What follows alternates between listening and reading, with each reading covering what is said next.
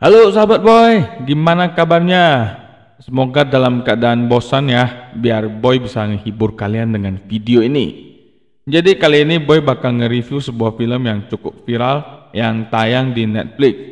Film ini berjudul The Devil All the Time yang rilis tahun ini. Film ini pun dimeriahkan oleh para aktor yang sedang naik daun, diantaranya Tom Holland, Robert Pattinson, Sebastian Stan, dan spesialnya lagi, Jake Gyllenhaal ternyata berpartisipasi sebagai produser di film ini. The Devil All the Time menampilkan cerita non-liner dari berbagai orang yang berada di beberapa kota kecil Ohio. Gak semua karakter yang ada di film ini saling mengenal, tapi mereka akhirnya saling terkoneksi lewat tragedi yang menimpa mereka. Ya, boy gak akan berlama-lama lagi, langsung saja ke ceritanya. Hajar!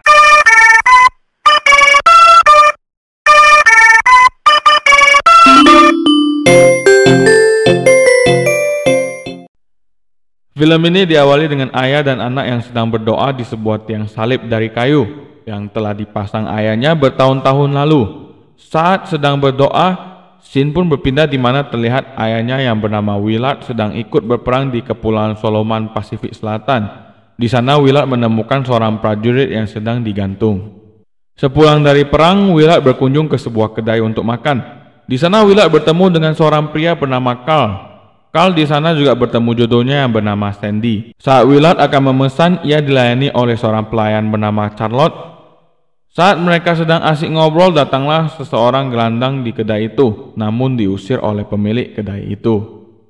Saat Willard ingin merokok, ia melihat Charlotte memberikan makanan kepada gelandangan tadi. Kemudian di sini terjadi pembicaraan kaum buaya. Singkat cerita, Willard pun dijemput pamannya. Kita sebut aja namanya Bambang. Di dalam mobil, Willard memperlihatkan pistol yang ia dapat dari tentara Jerman. Malamnya, Willard sampai di rumah ibunya. Willard memberitahu ibunya bahwa ia sedang jatuh cinta dengan seorang pelayan yang ia temui. Namun ibunya meminta Willard untuk ikut ke gereja besok pagi untuk diperkenalkan dengan seorang perempuan. Besoknya pun Willard dikenalkan dengan seorang wanita bernama Helen, dan ada dua orang pria yang akan memimpin kebaktian itu. Pria itu bernama Theodore, dan satunya lagi adalah Roy atau Dudley, sepupu magel Harry Potter yang melakukan diet ketat. Di sini Roy mengatakan jika kamu takut sesuatu, maka setan memastikan kamu mendapatkannya. Tapi jika kamu seperti Mulan, yaitu harus brave, loyal, dan true, ia pun membuktikan dengan melawan ketakutannya terhadap laba-laba. Singkat cerita, Willard dan ibunya pun pulang, namun Helen tidak ikut dengan mereka. Helen ternyata bertemu dengan Roy, dan sorenya juga mereka sudah menjadi suami istri. Besoknya Willard kembali berkunjung ke tempat Charlotte bekerja. Setelah itu kita diperlihatkan sebuah rumah yang di dalamnya sudah ada Charlotte dengan anaknya Arvin. Scene pun berpindah di mana Helen sedang menitipkan bayinya kepada ibunya Willard. Singkat cerita, beberapa tahun berlalu, kini Arvin sudah berumur 9 tahun. Saat ayahnya ingin mengajak Arvin pergi, ia melihat Arvin dengan matanya lebam lagi. Di tengah perjalanan, Willard memberikan nasihat kepada anaknya. Jika kamu dipukul seperti itu lagi, maka kamu harus menyelesaikannya. Di sana Arvin dan ayahnya berdoa, namun tiba-tiba datang dua orang pria yang mengganggu mereka. Saat mereka kembali ke rumah, Willard pun kembali mengajak Arvin pergi. Ternyata Willard membawa Arvin pergi ke tempat dua orang pria yang mengganggu mereka itu. Di sana Willard adu jotos dengan mereka. Nampaknya Willard ingin mempraktekkan maksud dari nasihatnya ke Arvin waktu itu. Ketika mereka tiba di rumah, ternyata Charlotte pingsan. Setelah dirawat oleh dokter, ternyata diketahui Charlotte terkena kanker.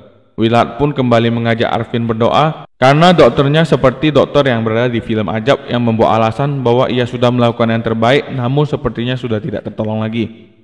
Bagaimana kondisi Kinar, dok? Alhamdulillah, Kinar sudah meninggal. Alhamdulillah. Namun menurut Willard, Tuhan pasti bisa memberikan mujizat jika kita berdoa bersungguh-sungguh. Malamnya Willard membawa anjing peliharaannya ke sebuah gudang. Tak lama setelah memberinya makan, Willard malahan membunuh anjingnya. Karena menurut Willard, mungkin doa saya tidak cukup dan harus memberi persembahan. Tembakan tersebut pun terdengar oleh Arvin, namun sayangnya Charlotte tetap meninggal. Singkat cerita, Willard pun mengajak Arvin ke rumah neneknya. Tapi Arvin yang masih kesal langsung turun dari mobil. Saat malam, karena Willard belum kembali ke rumah, Arvin mencari ayahnya di tempat mereka berdoa biasa. Namun di sana Arvin menemukan ayahnya yang sudah tidak bernyawa. Ternyata ayahnya bunuh diri di sana. Scene pun berpindah di mana seorang sheriff sedang peregangan burung dengan jasa seorang perempuan. Dia pun dihubungi oleh temannya untuk pergi ke sebuah tempat, ya tentu saja adalah rumah Arvin. Di sana Arvin menunjukkan apa yang terjadi kepada sheriff. Scene pun kemudian berpindah ke 7 tahun yang lalu, di mana Helen bersama dengan anaknya. Kemudian Helen mengantarkan makanan kepada Roy yang mengunci dirinya di sebuah ruangan dikarenakan pipi Roy digigit oleh laba-laba saat sedang khotbah. Dia yakin Tuhan sedang menguji imannya. Singkat cerita, Roy akhirnya keluar dari ruangan itu karena Roy merasakan mendapatkan jawaban dari Tuhan. Lalu scene pun kembali ke awal film saat Helen menitipkan anaknya kepada ibunya Willard. Di sana ternyata Helen diajak pergi oleh Roy di tempat yang memiliki pemandangan bagus. Ternyata tujuan mereka untuk berdoa di sana. Namun, ternyata di sana Roy malahan membunuh istrinya untuk mencoba mukjizat yang katanya ia dapatkan saat ia mengurung diri di dalam ruangan itu. Mukjizat yang ia dapatkan yaitu Edo Tensei no Jutsu. Ya tapi bukan gitu juga konsepnya, jamet. Setelah membunuh istrinya, Roy dan sepupunya kabur. Namun Roy meninggalkan Theodore dan kemudian bertemu dengan pasangan Carl dan Sandy. Dia pun diberi tumpangan. Roy meminta untuk dibawakan pulang ke rumah agar bisa bertemu anaknya. Namun bukannya dibawa pulang, malahan mereka mampir dulu ke suatu tempat. Di sana ternyata Roy disuruh lakukan pengencerotan dengan Sandy, dan Carl akan memotret mereka. Namun karena Roy adalah domba tersesat yang mulai sadar, ia pun menolak tawaran itu dan langsung saja ia dibunuh oleh Carl. Scene pun berpindah kepada Arvin yang diantarkan seseorang ke rumah neneknya. Di sana ia bertemu anaknya Helen yang bernama Lenora. Singkat cerita mereka pun dewasa. Mereka pun sedang merayakan ulang tahun Arvin. Di sini Bambang memberikan barang milik ayah Arvin, termasuk pistol Jerman ayahnya. Keesokan harinya tampak Lenora sedang dibully oleh 3 orang anak laki-laki, namun Arvin datang tepat waktu menolongnya. Sepulang sekolah, Lenora selalu mengunjungi makam ibunya yang ditemani Arvin. Suatu hari di sana mereka dipanggil oleh seorang pendeta dan memberitahukan bahwa pendeta itu akan pergi untuk waktu yang lama, namun dia akan diganti oleh keponakannya yang lulusan dari sebuah sekolah teologi. Singkat cerita, pendeta baru itu pun datang. Di sana neneknya Arvin memberikan hidangan berupa hati ayam. Si pendeta muda itu kemudian menemukan inspirasi untuk berkhotbah. Di sini nenek Arvin merasa malu dengan orang lain karena kata si pendeta makanannya adalah makanan orang miskin dibanding hidangan orang lain. Namun karena ia adalah seorang pendeta, dia harus mengorbankan dirinya untuk memakan itu. Suatu hari, Arvin tidak ikut menunggu Lenora yang berkunjung ke makam ibunya. Arvin ternyata pergi memukul 3 orang yang mengganggu Lenora. Di sisi lain, tiba-tiba saja hujan lebat di makam itu. Lenora pun mencoba berteduh di gereja itu. Ia pun bertemu pendeta itu. Di sana bukannya disuruh masuk, malahan pendeta itu mengajak Lenora ke tempat yang lebih sepi dengan embel-embel untuk berdoa. Di dalam mobil tanpa diduga pendeta itu menyuruh Lenora melepaskan pakaiannya untuk lebih mendekatkan diri ke Tuhan. Scene pun berpindah ke 3 bulan kemudian. Kita diperlihatkan Sandy yang ingin kabur namun dia mengurungkan niatnya.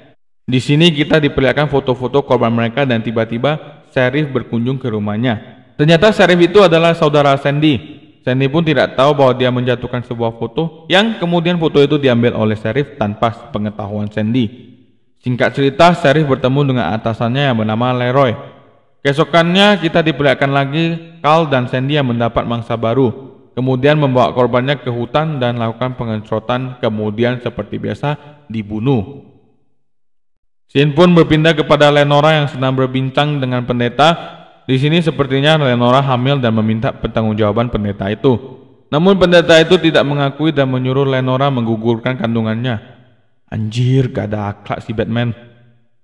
Keesokannya terlihat Arvin sedang merawat Lenora yang sedang sakit. Singkat cerita, Lenora yang malu dan depresi mencoba bunuh diri. Namun saat dia ingin mengurungkan niatnya, Lenora terpleset dan ya betul saja Lenora mati gantung diri. Padahal dia sudah ingin membatalkannya. Namun Tuhan berkehendak lain. Saat Arvin selesai bekerja, ia diberitahu seorang petugas bahwa pada saat Lenora mati, ternyata Lenora sedang mengandung. Keesokan harinya ada mbak-mbak kekinian yang naik sepeda mengunjungi gereja untuk bertemu pendeta. Dan ya betul saja si bangsat ini memanfaatkan situasi untuk melakukan pengencerotan anjim. Ternyata Arvin tahu apa yang dilakukan oleh si bangsat ini. Arvin pun memutuskan meninggalkan rumah dan memberikan surat perpisahan kepada neneknya yang sedang tidur. Arvin pun kemudian pergi ke gereja. Sebelum Arvin menghabisinya, dia pun menyuruh si bangsat menemaninya untuk pengakuan dosa. Ternyata dosa itu adalah milik si bangsat. Si bangsat masih saja ngotot Lenora yang salah. Tentu saja si bangsat langsung dibunuh oleh Arvin.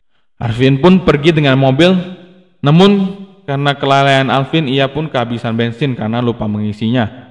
Besoknya ia bertemu pasangan ngecrot yang seperti biasa menawarkan tumpangan kepada Arvin. Seperti biasa pasangan ngecrot itu selalu menepi ke jalan dengan segudang alasan. Arvin pun mulai merasakan hal yang tidak beres akan terjadi. Arvin menyadari bahwa Carl membawa sebuah pistol yang disembunyikan di belakang bajunya. Dan pada saat Carl ingin membuka pintu belakang, dengan refleks Arvin menendang pintu itu dan langsung menembaki Carl. Carl pun mati di tempat dan disusul dengan kematian Sandy. Singkat cerita, Arvin pun pergi, kemudian Sheriff kakak dari Sandy tiba di lokasi kejadian. Yang Sheriff itu khawatirkan adalah foto yang ia temukan itu. Ia pun mencari di rumah Sandy dan mendapati semua bukti kelaknatan dari pasangan ngecrot gak ada akhlak itu. Sheriff itu pun membakar semua foto itu. Di sisi lain, Arvin ternyata kembali ke rumahnya. Namun di perjalanan ia bertemu orang tua yang dulu membantunya tadi. Arvin pun diberitahu bahwa rumahnya sudah habis dibakar. Orang tua itu pun mengatakan Sheriff yang membantunya juga waktu itu bahwa dia sedang berduka dikarenakan adiknya dan suaminya baru saja meninggal. Singkat cerita, Sheriff mengetahui bahwa yang membunuh adiknya adalah Arvin yang ia tolong waktu kecil. Scene pun kemudian berpindah kepada Arvin, di mana Arvin yang sedang mengubur sisa tulang dari anjingnya. Tapi tak lama, insting Spider-Man Arvin mulai terbentuk dan Arvin merasakan ada seseorang yang berjalan ke arahnya. Orang tersebut adalah Sheriff. Karena Arvin mempunyai insting Spider-Man, maka hanya dengan satu peluru saja Arvin berhasil menembaki Sheriff. Setelah itu Arvin kembali berkelana dan mendapat tumpangan dari seorang pria berambut panjang. Mungkin disinilah awal cerita Peter Parker. Dan tamat. Jujur aja, Boy suka banget sama film ini. Meskipun banyak yang ngejanggal di awal-awal, namun semua dibahas tuntas di akhirnya. Dan tiap adegannya memiliki keunikan tersendiri, ditambah lagi aktor papan atas berkumpul semua. Cocok deh buat sahabat Boy yang nonton nih film. Oke, buat sahabat Boy jangan malu-malu dan sungkan buat request film. Cukup tulis saja di kolom komentar. Thank you for watching. Jangan lupa like, share, komen, dan pastinya subscribe channel si Boy ini agar semakin semangat Bang Boy ngehibur sahabat Boy semua. Sampai jumpa di video selanjutnya. Bye. Salam sahabat Boy. Muach.